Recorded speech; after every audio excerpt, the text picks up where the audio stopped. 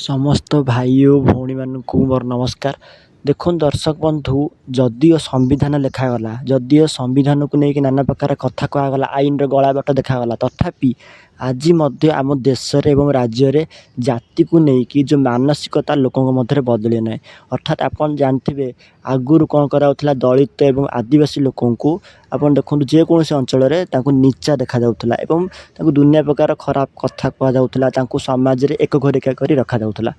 କିନ୍ତୁ ଯଦିଓ ଏବେକାର ଶିକ୍ଷିତ ସମାଜରେ ସେଭଳିଆ ନାହିଁ, କିନ୍ତୁ କିଛି କିଛି ଅଞ୍ଚଳ ଯେମିତିକି ଆପଣ ଦେଖନ୍ତୁ ମଧ୍ୟପ୍ରଦେଶରେ ହେଉ କି ଉତ୍ତରପ୍ରଦେଶରେ ହେଉ କି ଗୁଜୁରାଟରେ ହେଉ, ଆପଣ ଦେଖୁଥିବେ ନିକଟରେ କ'ଣ ହେଲା ନା, ଗୁଜୁରାଟରେ ଜଣେ ଦଳିତ ଲୋକଟିଏ ଯିଏ ଘୋଡ଼ାରେ ଚଢ଼ିଯିବାରୁ ତାକୁ ହତ୍ୟା କରିଦେଲେ କିଛି ଉଚ୍ଚ ଜାତିର ଲୋକ।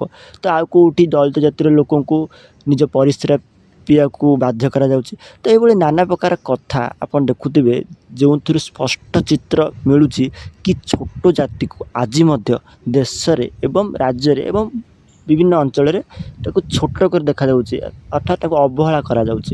ଯଦିଓ ତାଙ୍କ ପାଇଁ ଆଜି ରିଜର୍ଭେସନ୍ ରଖାଯାଇଛି, ତାଙ୍କ ପାଇଁ ଆପଣ ଦେଖୁଥିବେ ମୁଖ୍ୟମନ୍ତ୍ରୀଠୁ ଆରମ୍ଭ କରିକି ପ୍ରଧାନମନ୍ତ୍ରୀ ପର୍ଯ୍ୟନ୍ତ ବଡ଼ ବଡ଼ ପ୍ରଶଂସା କରି ପକାଉଛନ୍ତି, ବଡ଼ ବଡ଼ କଥା କହି ପକାଉଛନ୍ତି, କିନ୍ତୁ ତଥାପି ଛୋଟ ଜାତିକୁ ଆଜି ମଧ୍ୟ ନ୍ୟାୟର ବାଟରେ ଅନ୍ୟାୟ କରାଯାଉଛି।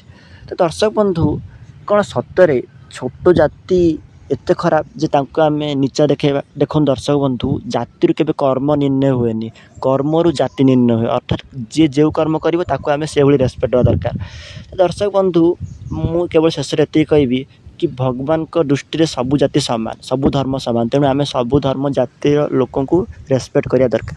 ତ ଦର୍ଶକ ବନ୍ଧୁ, ମୁଁ ଏଇଠି ଟପିକ୍କୁ ଶେଷ କରୁଛି। ସମସ୍ତଙ୍କୁ ନମସ୍କାର।